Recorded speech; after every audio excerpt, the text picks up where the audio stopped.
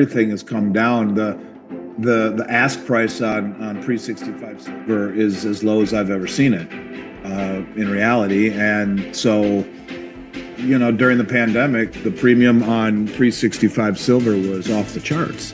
It was higher than everything but Silver Eagles. Part of me believes that there will be an awakening by the public. I mean, the fact that we haven't seen it yet is astounding to me. Mm-hmm. The fact that we've gone to such a culture of greed where, you know, 30-40% rise in gold is not sexy enough, where at 9.9% per year for 25 years is not sexy enough. The fact that, you know, the central banks have been buying it hand over fist is not sexy enough. The fact that we are now a net importer is not sexy enough. And it's not Bitcoin, it's not Nvidia, it's not Apple, it's not risk on. But quietly, the tortoise seems to be pulling out ahead in the race. And yeah, there'll be an awakening at some point, and you'll see premiums on things like junk silver go straight to the moon again, simply because it can't be reproduced. But when you start to see things like we're seeing, where exchanges are being bled dry of their 1,000-ounce bars, and central banks are being told 8-week delivery delay, and, you know, 45% of the London float delivered in the last 3 months. These things are getting real, and I've never seen anything even remotely close to this. And it's hard trying to take this information and discern what is really happening. I don't profess to really know, but simply to take all of the pieces and put them together and say, yeah, this could actually be what they are doing. And I've been talking about this now for a few weeks, and it keeps happening. More and more things are happening that would say, geez, that's supporting that argument quite nicely. So I think that silver, certainly, look, we're right at 35, almost there. We're just a little bit below 35 on the futures. You get above 35, there's virtually nothing there to stop it between it and 45, and then the sky's the limit. Now, is that going to happen? Well, every time, you know, when Rick Rule comes on, and I've said it a million times too, gold really leads the way, silver languishes, but then on a percentage basis, slingshots. Well, you know, silver has been acting quite nicely the last few days. Could it bust through this resistance level? You see how much silver is being exported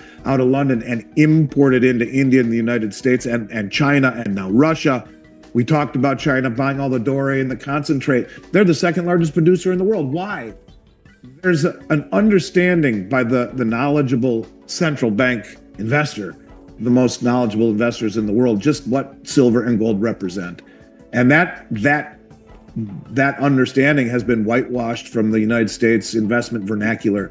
And that's why so few people will benefit from this. And why the people listening to you and I, some of them must say, you know, shit, I hear this all the time. It's getting tiring already. But I mean, it's been evident to me that this is a trend since 2020, when I said all of a sudden the exchanges are being delivered on. No one ever did that before. And it's been a gradual process. And this new administration, I think, came to Trump and said, here's what's happening, and you better do something about it, because the world is standing up against the paper derivative market to their advantage. And we're going to be left in the cold with an inability to source these commodities if we wait much longer. And that's why I think they've done it under the guise of tariffs, done it with virtually no fanfare. You know, Cynthia Loomis did the same thing. In her bill, she advocated for revaluing gold. And then in another bill, she said we should sell the gold. So it's almost like, or another interview, she said we should sell the gold. It's like they're backtracking. Maybe they were premature in making these declarations, but I don't know. Something in my gut tells me that this is moving in a direction that is going to reintroduce gold in particular into some form of a new monetary system, or at least backing U.S. treasuries. And as far as silver, look, there's a 90% correlation throughout all of history between the two, and it's a strategic metal. And I think that's been realized as well. And when Scott Bessent, say what you want about him, but when he was running a hedge fund, his largest holding was gold. He understands it. You know, U.S. treasuries are tier one. And gold is tier one. So, you know, maybe it's easier to do it that way. If all of a sudden gold becomes very difficult to obtain in those large quantities, maybe it's easier to buy U.S. treasuries, which are probably more fungible, easier traded. She also did say that her desire was to see stable coins issued off of the treasury bonds as well, which again would facilitate the treasury market, just like they're doing right now through Tether and USDC and the stable coin issued through XRP or Ripple Labs. So they're all backed by U.S. treasuries. I would rather own the real thing than a treasury tied to it, but I'm sure that's not always an option for some of these entities. GLD and SLV are held by JP Morgan. And, you know, JP Morgan, who paid a $920 million fine for manipulating the market and still allowed to run SLV at the time, the largest silver trust, their desk made $1 billion that year and they paid a $920 million fine. So they make 80 million, get slapped on the wrist, and still control these ETFs, now controlling GLD.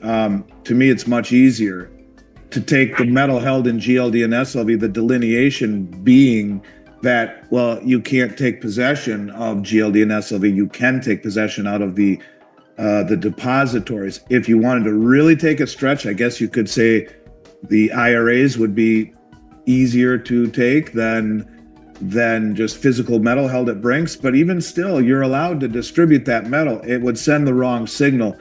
It just seems it would be so much easier and cleaner and not breaking any laws or violating civil liberties to take GLD and SLV. You can't take it anyway. So desperate governments do desperate things. I get it. You can't prepare for every eventuality, but I would be much more concerned owning an asset that tracks the price that you can't ever take possession of versus owning the real thing in a depository, which in essence is a contract between you and the entity. So could they do it? Sure. It's lower on my concern list by a long shot, though. And if we see premiums even approach half of what they were during the pandemic, and I can't see why we wouldn't. I mean, this to me tells me we're on the heels of something very big in gold and silver. Really do. And if stuff is disappearing at the highest level, how fast before that trickles down into this level? I mean, after all, the coins come from the big bars. The big bars come off of the COMEX. Typically, you know, the U.S. Mint will take delivery of contracts and send them to Sunshine Mint for refining into planchets, and then they send them to the U.S. Mint for stamping. So could that translate into much higher premiums on everything across the board? Yeah. And if things get to where they were, or anywhere even close to it during the pandemic, awareness-wise, yeah, I think it is the time to do it, because nothing corrected downward from its previous peak the way that junk silver did. $11, $12, $13, $14 over the price of silver nationwide for 2-3 years. And now it's under $2 over spot. I mean, it is a steal. I would argue that if people had a lot of silver bars, those are really the only things that trigger dealer reporting anymore on sellback.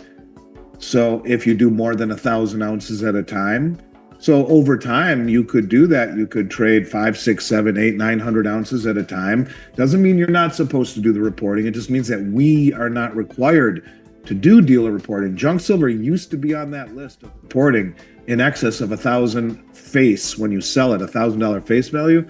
But they got rid of that because it cannot be used to settle a COMEX contract. It's just bars. So to me, if you own bars and you want to get something far more flexible, do it over time. If you do it all at once over 1,000 ounces, you will need to provide a social. But you could do several transactions over a period of time. You don't want to call us up and say, I got 50 bars and I'm not going to file. You could just say, hey, I got 7 bars. I'd like to switch to junk. Or maybe if you do 8 bars, which is 800 ounces, you can get a full bag, 1,000 face. Be real close to that, I would bet. Real close to it. And you do that a few times, you pare down your bars, you move into junk silver, which has better upside potential, which is way more flexible, and there's no dealer reporting. Some people don't like that dealer reporting. Doesn't mean you're not supposed to let uncle know when you sell anything and make a profit. But just to cite the law says anytime you trade more than 1,000 in bars, we need your social. So to me, bars are even better than rounds because the rounds have that utility. The bars, that's the one knock against them, is they lack the utility, especially as silver goes higher. I will tell you there was a period of time which I can't even believe. We did the numismatic swap recently, which was such a good deal. I mean, we sold 11,000 ounces pretty quick. I'm happy that both of our clients were able to take advantage of that. But I do know that some dealers were actually melting $20 gold pieces down during that period of time, like halfway through last year up through the first quarter, the beginnings of the first quarter this year, during the Trump euphoria, during the Nvidia risk on Bitcoin trade, where people were selling gold, and then the dealers had to come up with tens of millions of dollars to buy the 2025 allocation. So we've talked about that, where at the beginning of the year we have to spend tens of millions of dollars to buy all the new 2025's gold, silver, and platinum for Canada, Australia, Austria, South Africa, US, and UK, in all different sizes, and that costs a tremendous amount of money. So they were melting those down and to come up with credit, sell at refiners, because they were just sitting there, which is crazy, and it's really interesting the way the retail market has a lag behind the big traders up on top. I'm very, very confident that we will see things dry up very quickly. It goes, that's how it always goes. And when you see such a huge drive to accumulate COMEX bars and LBMA bars, and now 8-week delivery delays and all sorts of rumors and innuendo, it's just a matter of time before that finds its way down into the retail space. And a market that I still think, before the music stops, will be defined by inability to readily source cheap products.